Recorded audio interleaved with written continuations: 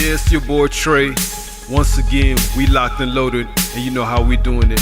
Trying to keep it real on this channel, trying to tell you how it is. Nothing's commercialized, ain't no advertisement. I'm just giving you 100% authentic, based on facts, on realness. So, let's get into it. So the Houston Rockets are making an addition with signing Carmelo Anthony. What do I think about that? I think it's gonna be a fucking disaster. Because first, let's talk about Carmelo Anthony. And I try to emphasize, players' strengths and their weakness. And let's start with Carmelo Anthony's strengths. This is gonna be Carmelo Anthony, I think 15 or 16 seasons. Now that's a remarkable career. I mean, you already know he's going to be a first ballot Hall of Fame. I mean, basketball Hall of Fame to me is like, it's like a gym membership, but he's going to be a Hall of Famer, whether you like it or not. He's one of the most premier scorers I've ever seen.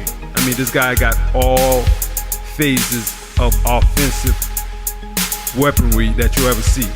He hit you off the post. He can hit you with his mid-range shot.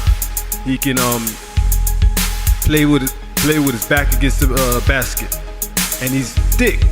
This guy's real strong under the basket, so it's just kind of hard to defend a player like that. And he's a pretty good three-point shooter.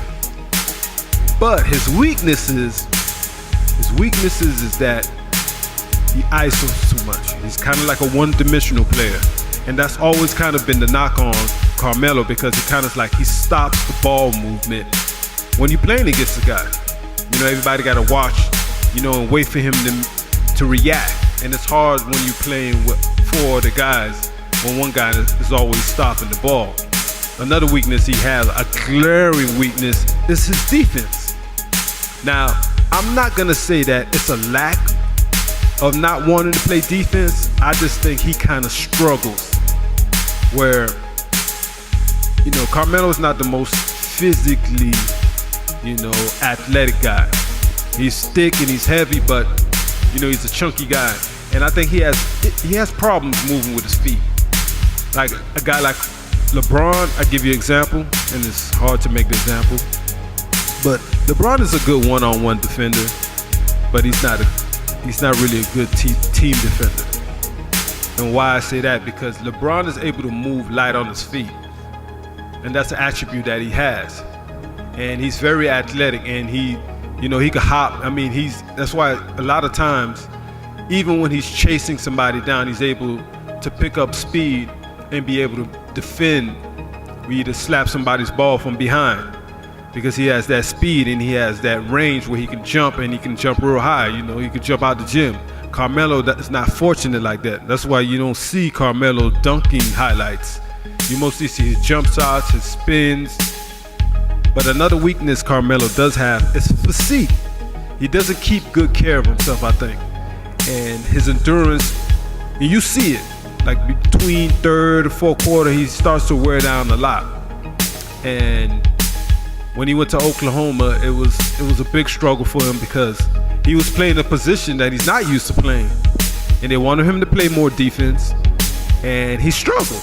It's not to say that he didn't try, but a lot of times you will see this guy huffing and puffing like he need an oxygen tank, because he's running out of breath. And another weakness he has is he's not the greatest rebounder. He's not. And I'm gonna tell you, man, watching this guy in Oklahoma last year was like watching a horror movie, man. It was bad. There were times I couldn't even watch, man. This guy would take some shots, man, and he didn't have no legs on his jump shots. This guy would be hitting the freaking shot clock, the back of the rim, just bow. And it was hard to watch, man. It was like watching a funeral, of your boy. You're like, and there's nothing you can do about it, But another weakness I see Carmelo has, man, and being this late in his career, his twilight, it's his ego. I think he does have a problem because if you got a guy like Dwayne Wade who say, hey, I don't have a problem, I'll come out the bench. It doesn't matter to me. I'm still gonna win. He did that in Cleveland. He did that in Miami. And Carmelo's struggling, clearly struggling. And he's like, I'm not coming off the bench. So now you got this guy going to Houston where a ball-dominant player like Chris Paul, another ball-dominant player, James Harden.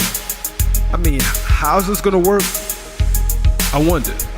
You know, they did good last year. You know, they kind of snuck up on everybody, but their best defender is not even there anymore. Ariz is gone. So I want to see how this is gonna work because D'Antoni, I don't care what you tell me, this guy's not big on defense. His system is predicated on scoring the first 11 points, the first 11 seconds of the shot clock. That run and gun offense.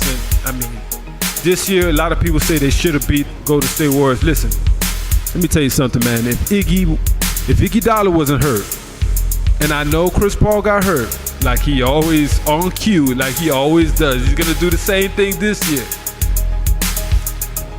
There was not gonna beat Golden State.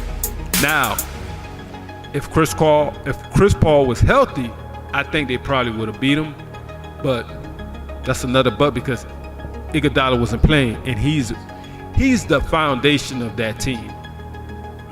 I think him, and especially Klay Thompson, is probably the most important player on the Golden State Warriors. But not to get off topic, with Carmelo, I mean, it's just going to be hard for me to see this work, and then everybody's kind of ready for Houston. I know a lot of people was down that it wasn't going to work, and it kind of did work. I didn't really see these guys needing to add anything. You know, they had a 7-man rotation through the playoffs, kind of worn themselves out. So, I mean, other than the bench, maybe you could add a couple of guys, but I didn't really see these guys needing to add somebody. So now you adding Carmelo. I don't know how that's going to work out. This guy already had bad friction with D'Antoni when he went to New York, when he did that money grab and robbed the bank over there. I mean, Carmelo Anthony, man, he's a great player, man, but Jesus, man. I mean, some of this decision making, man, is just, you know, we're not going to get into that, but it's going to be interesting to see how he's going to mesh with Chris Paul and James Harden. Because once that ball gets to James Harden's hand, you already know what he's doing with it. He's tap dancing. He's holding the ball.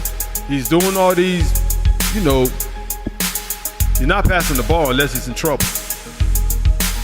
And Chris Paul, you already know him. You know, he's basically got designer plays. He's telling you go here, he's telling you go there, the ball in his hand, and it's dribble. And once the ball get to Carmelo Anthony, man, he's doing that same move, looking around, and try to do that pull-up fadeaway that's going to hit the back of the board. I don't know, man. Like I said, he's a great offensive scorer. He's going to be a first ballot Hall of Fame. But at this point in his career, there's not really nothing left. If not, maybe they can kind of manage his minutes. Maybe that will help in Houston. You know, let him start, and then after 2-3 minutes, 4 minutes, put him in the bench, you know. But this is a guy who needs a lot of touches for him because he's a very streaky player. So we're going to see how this works. But at the same time, you already know it's your boy Trey that's giving you the 100. Hey, if you like what I'm doing, you like what I'm saying, go ahead, subscribe to the channel. You're not being forced, leave the comments down below. Hey, and I appreciate it. See you later.